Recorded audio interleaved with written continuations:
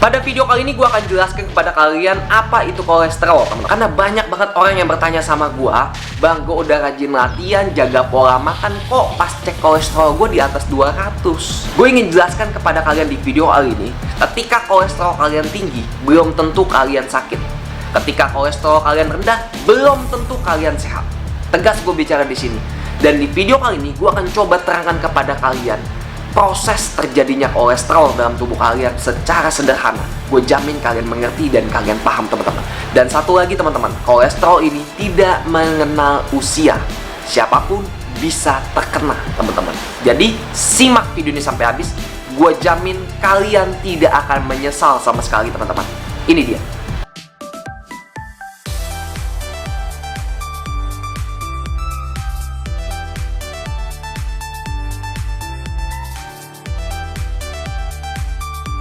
Teman-teman, di video kali ini gue akan jelaskan tentang kolesterol, teman-teman. Apa bedanya kolesterol dengan trigliserida? Bedanya apa? Terus dengan karbohidrat hubungannya apa dengan karbo? Hubungannya apa? Kenapa karbo, ya, makan manis-manis, gula dan lain sebagainya bisa meningkatkan kolesterol yang nanti akan berdampak pada penyempitan pembuluh darah. Kalau kalian lihat di sini, ini adalah pembuluh darah yang normal, ya. Terus masuk ke fase 4, ini pembuluh darahnya semakin sempit, penyumbatannya semakin banyak. Yang ketika nanti semakin banyak terjadi pecah, ya, di pembuluh darah kalian pecah sehingga ada namanya trombosis di sana, ya. Trombosis di sana membetulkan jaringan tersebut yang rusak sehingga terjadi mampet total, ya, teman-teman. Kalau darah nggak bisa jalan, otomatis akan mati.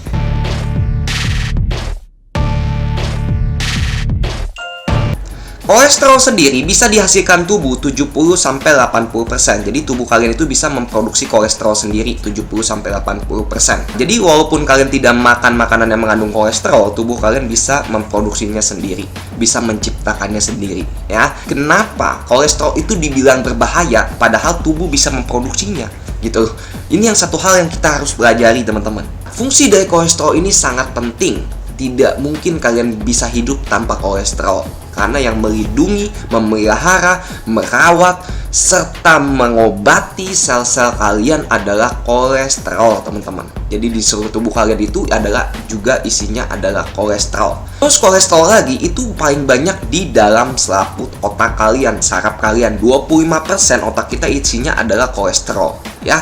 Terus sebagai bahan perantara pembentuknya vitamin D. Terus sebagai pembentuk hormon yang merangsang pembentukan hormon seks pada pria dan wanita, termasuk testosteron di sana, estrogen, progesteron, ada namanya juga hormon kortisol yang mengatur hormon stres kita, ya. Terus masih banyak lagi fungsi yang lain, ya. Terus ada pembentuk asam empedu, ya, yang nanti akan berfungsi untuk mencerna makanan kalian, teman-teman. Jadi kalau kita periksa kolesterol biasanya ada namanya HDL, ya.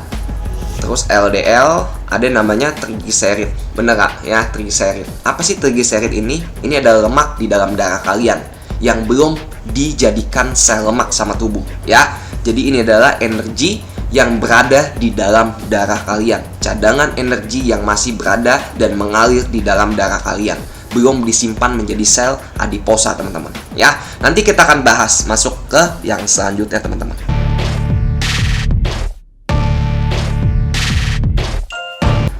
Teman-teman, di sini gue akan cepat aja. Ini gue akan terangkan jalur metabolisme eksogen, ya. Lemak diproses di usus halus itu seperti apa dan kolesterol, ya. Jadi makanan yang mengandung lemak dan kolesterol ketika di usus halus dibantu dengan empedu nanti akan diubah menjadi bentuk yang sederhana menjadi trigliserida dan kolesterol ester, teman-teman. Dan kedua lipid ini tidak bisa beredar dalam darah tanpa bantuan protein, teman-teman. Ya, ada namanya fosfolipid dan protein di sana untuk ngebantu mereka bergabung nantinya menjadi kilomikron. Nah, ya, isinya kilomikron apa aja kalian bisa lihat yang di sini, teman-teman, ya. Trigliserid ini, ya, yang paling banyak trigliserid semua. Trigliserid, terus kolesterol yang warna hitam di paling bawah. Ini kolesterol, ya. Terus ada protein yang warna orange di atas. Terus ada fosfolipid, ya. Fosfolipid yang warna putih ini, ya. Jadi komposisinya paling banyak trigliserid di sana, teman-teman, ya, dari kilomikron. Nah, ketika sudah dalam bentuk kilomikron, ya, itu udah siap diedarkan ke aliran darah, masuk ke pembuluh darah, nanti langsung akan dikirimkan ke jaringan tubuh yang membutuhkan. Poinnya seperti itu, hingga trigliseridnya sini udah mulai sedikit, teman-teman, isinya. Ya, kolesterolnya tetap tapi trigliseridnya yang udah mulai berkurang. Barulah masuk ke dalam hati. Kilomikron yang tadi sudah disimpan di hati teman-teman, dan yang terjadi di hati itu apa? Nah, ini adalah metabolisme endogen teman-teman. Di hati juga akan menghasilkan trigliserida dan kolesterol. Dengan cara apa? Itu nanti bergabung juga dengan glukosa teman-teman. Kenapa karbohidrat yang manis-manis dan lain sebagainya bisa mempengaruhi kadar kolesterol kalian? Karena ketika karbohidrat masuk ke dalam tubuh kalian, nanti akan diubah menjadi glukosa. Sisa dari glukosa akan juga masuk ke dalam hati. Ya, glukosa sendiri akan mengalami proses glikolisis. Pirufat terjadi di sana, gliserol, terus ada asetil-CoA di sana menjadi asam lemak, dan ntar juga akan terjadi kolesterol juga di sana teman-teman. Kenapa makan banyak karbohidrat, tepung-tepungan dan lain sebagainya itu bisa mempengaruhi kolesterol? Karena di sini teman-teman, hati kalian akan memprosesnya juga menjadi asam lemak dan kolesterol nantinya teman-teman. Ketika trigliserid dan kolesterol ada, untuk diedarkan ke aliran darah butuh namanya protein juga di sana, fosfolipid juga di sana, akan membentuk VLDL teman-teman, dan HDL yang disebut dengan kolesterol, katanya kolesterol baik teman-teman, karena tugasnya membersihkan pembuluh darah kalian. Jadi hati itu akan memproduksi pertama kali adalah HDL dan VLDL teman-teman. Ya, jadi kalian harus pahami teman-teman. Ya, jadi VLDL ini isinya adalah, kalian bisa lihat di sini ya, trigliseridnya juga udah cukup banyak di sana, kolesterolnya juga udah lumayan di sana, ada juga protein di sana. Ya, HDL kalian bisa lihat komposisinya di sini. Kolesterolnya jauh lebih banyak di sana, trigliseridnya sedikit di situ teman-teman ya. Trigliserid yang di tengah sini teman-teman ya, fosfolipid yang warna putih, dan protein yang warna orange. Jadi kalian pahami fungsi HDL ini adalah untuk membersihkan pembuluh darah kalian dari sisa-sisa LDL yang sudah selesai tugasnya teman-teman, untuk dibawa lagi ke hati ya, nanti akan dihancurkan dan akan dibuang melalui kotoran ya. Ini HDL. Nah, VLDL akan diedarkan ke aliran darah untuk memenuhi kebutuhan jaringan kalian teman-teman ya. Kita akan bahas VLDL nanti di perjalanannya melewati proses lagi teman-teman di pembuluh darah, ada yang namanya lipoprotein lipase, akan menyerap trigliserida di sana. Trigliseridanya akan diserap di sana menjadi asam lemak bebas. Asam lemak bebas akan dibuat untuk jaringan adiposa dan jaringan tubuh yang membutuhkan, akan dikirim langsung teman-teman ya. Terus berubah bentuk menjadi yang namanya IDL ya, IDL. Nah, terus IDL juga akan diserap-serap lagi trigliseridanya, kalau tubuh kalian membutuhkan akan diserap ya. Terus akan berubah baru menjadi namanya LDL. LDL seperti yang kita ketahui, kandungan trigliseridnya sudah sedikit di sana. Paling banyak kolesterol di sana. Kalau kalian lihat ya, ini kolesterol semua isinya ya. Nah, trigliseridnya udah tinggal sedikit teman-teman tuh. Ya, karena udah di perjalanannya FLDL udah berubah menjadi IDL ya, sehingga menjadi bentuk yang lebih sederhana lagi adalah LDL ya, karena trigliseridnya udah dipakein di perjalanan. Intinya seperti itu ya.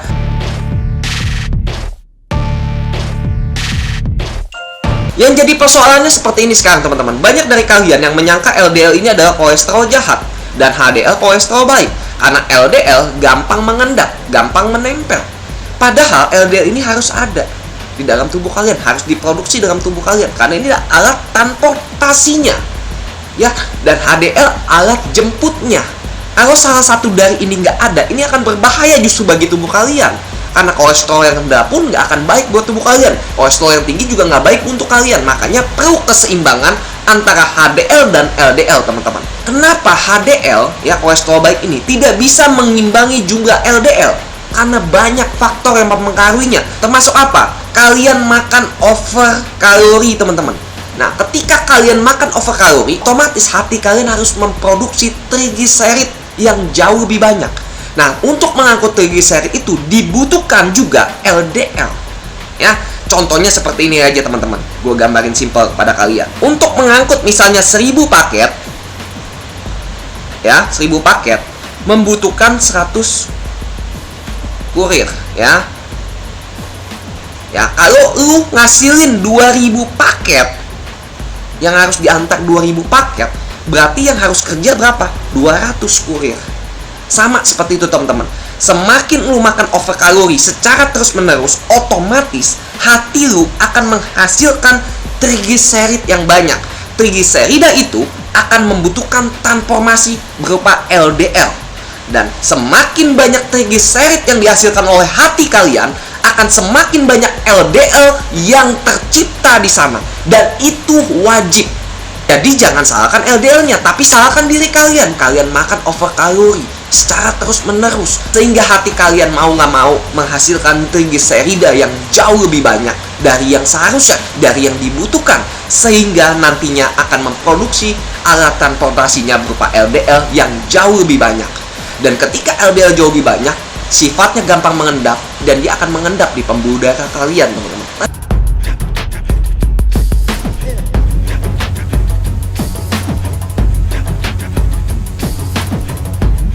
Makanya juga ada beberapa orang yang suka debat sama gue soal kolesterol dan lain sebagainya. Gue nggak terlalu mau nanggepin.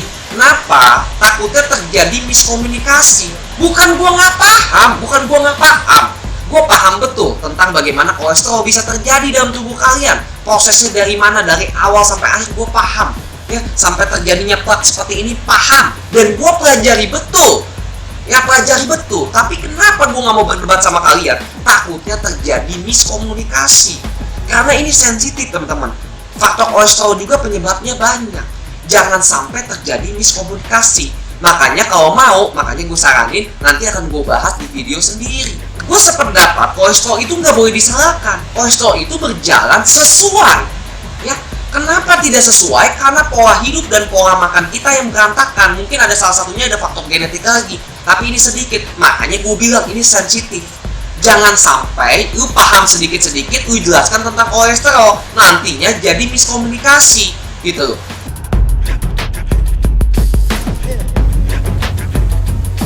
Termasuk ini teman-teman, aterosklerosis, gua akan jelaskan sedikit aja kepada kalian. Ini adalah penggumpalan di pembuluh darah kalian akibat tingginya LDL, ya, dan pola hidup kalian yang buruk. Intinya seperti itu. Kenapa ini bisa ngendap di bawah sini, jadi bisa masuk ke tunika intima? Kenapa bisa terjadi LDL itu bisa masuk ke dalam sini? Gua akan jelaskan sedikit aja ya. Terjadi disfungsi pada endotel kalian sehingga menyebabkan LDL ini bisa masuk ke tunika intima kalian. Ya, ketika masuk ke tunika intima kalian teroksidasi oleh radikal bebas, maka dia akan memanggil monoset di sini untuk masuk. Dan monoset ini akan berubah menjadi macrophage, teman-teman. Macrophage ditambah dengan LDL yang teroksidasi, maka akan membentuk foam cell. Ini foam cell, teman-teman. Ini foam cell ya. Foam cell.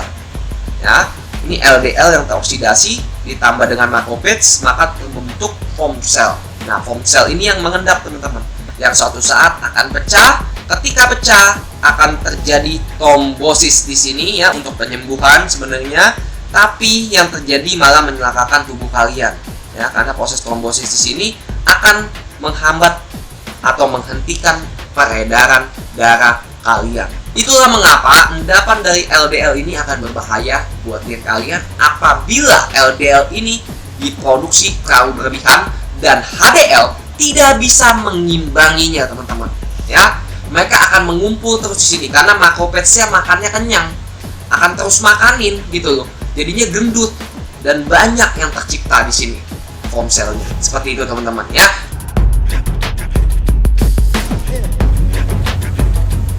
Selanjutnya gue akan masuk ke total kolesterol. Ini juga akan gue bahas sedikit tentang HDL dan LDL trigliserid lagi. Karena ketika kalian cek total kolesterol, ya, ketika kalian cek tuh pakai alat segala macam, pasti itu totalnya, yang tertulisnya totalnya, ya. Itu totalnya terdiri dari total LDL ditambah HDL tambah trigliserid biasanya. Ya, betul ya. Jadi kalau misalnya total kolesterol kalian 240, ini udah berbahaya, teman-teman. Apakah aman? Belum tentu, dan bisa jadi juga aman. Kenapa? Karena kita harus lihat HDL-nya berapa di sana. HDL yang baik itu minimal itu harus 3:1, teman-teman. Contohnya seperti ini ya. 240 dibagi HDL-nya 80. Menghasilkan 3, teman-teman. Kalau total kolesterol dibagi HDL hasilnya 3, itu bagus, teman-teman. Tapi kalau hasilnya lebih dari 3, kalian dapetin angka 4, 5, bahkan 6, ini bahaya, teman-teman. Ya, kalau total kolesterol dibagi HDL hasilnya 6, waduh, kalian sakit udah.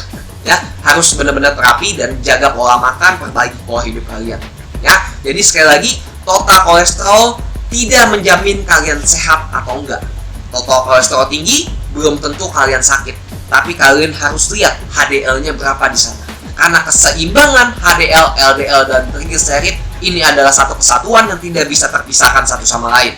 Sekarang gue akan kasih tips pada kalian bagaimana cara menjaga balancing ya, antara HDL, LDL, dan trigliserid, sehingga kolesterol kalian terkontrol dengan baik. Yang pertama, pastinya menjaga pola makan kalian, ya. Kurangi makanan yang digoreng-goreng, lemak jenuh, karbohidrat, termasuk gula-gula yang manis-manis, itu kalian kurangi. Karena kenapa? Itu yang biasanya menyebabkan orang over kalori dari kebutuhannya, ya. Kalian merasa makannya sedikit, padahal kalorinya itu begitu besar karena mengandung gula yang tinggi, ya. Sehingga kalian mudah lapar lagi, kalian makan, ya itulah yang menyebabkan kalian over kalori. Saran dari gua, belajar untuk konsumsi lemak-lemak baik, teman-teman, yang berasal dari ikan-ikanan. Ikan-ikanan itu kaya akan lemak baik, tapi jangan sampai salah pengolahan. Nah, makanannya udah baik, tapi pengolahannya salah. Itu juga bisa menyebabkan racun untuk tubuh kalian. Jadi, jangan sampai makanannya udah baik, kalian salah pengolahannya, ya. Kalau kalian sulit untuk memenuhinya dari makanan, kalian bisa dibantu dengan suplemen omega 3, teman-teman, ya. Itu sangat baik untuk mengontrol kadar kolesterol kalian. Yang kedua, lakukanlah olahraga secara rutin dan konsisten, teman-teman, ya. Olahraga apapun terserah kalian. Kalau bisa, saran dari gue, latihan angkat beban, karena itu sangat baik untuk meningkatkan metabolisme kalian, teman-teman. Luangkan waktu kalian seminggu itu 3-4 kali, teman-teman, ya. Lakukan semua secara konsisten, teman-teman. Jangan sampai bolong-bolong. Misalnya minggu ini kalian latihan 3 kali, minggu depannya cuma 2 kali, ya. Minggu depannya lagi cuma 1 kali. Jangan sampai seperti itu, ya. Minimal seminggu 3-4 kali. Dan yang ketiga, cukup minum setiap harinya. Jangan sampai kalian kurang minum, teman-teman. Itu sangat berbahaya juga, teman-teman. Terus yang keempat, berikan waktu istirahat yang cukup untuk badan kalian. Jadi kalau kalian suka begadang, kurangi begadang. Lebih baik kalian istirahatkan badan kalian, teman-teman, ya. Kalau kalian dipaksa untuk begadang, untuk melakukan kerjaan kalian, nggak bisa ditinggal, luangkan waktu untuk tidur siang atau tidur sore, nggak apa-apa. Yang penting badan kalian diberikan istirahat yang cukup, ya. Tapi kalau kalian begadang nggak jelas, lebih baik tidur.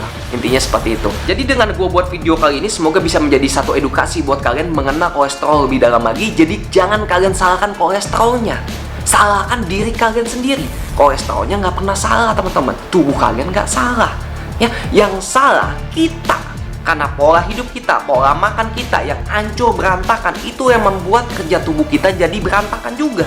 Tubuh kalian itu udah diciptakan sedemikian sempurnanya oleh pencipta, teman-teman.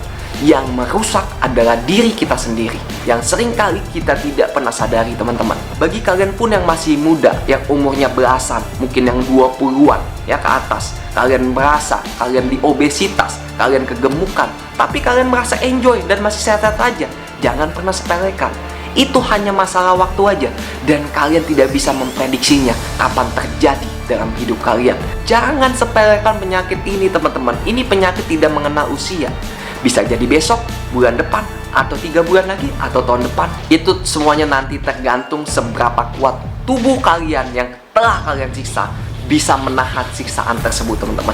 Kalau dia udah capek, itulah waktunya, teman-teman. Dan bagi kalian yang mungkin hari ini udah kena, teman-teman, tidak ada kata terlambat selama masih kalian bernapas. Sebenarnya kalian sudah tahu apa yang harus kalian lakukan, tapi kalian tidak pernah melakukannya. Lakukan sekarang juga. Jangan pernah menunda, karena tidak ada seorang pun yang akan ngebantu kalian selain diri kalian sendiri. Rawatlah tubuh kalian dari hari ini, teman-teman, maka tubuh kalian akan jauh mencintai diri kalian. Bye-bye.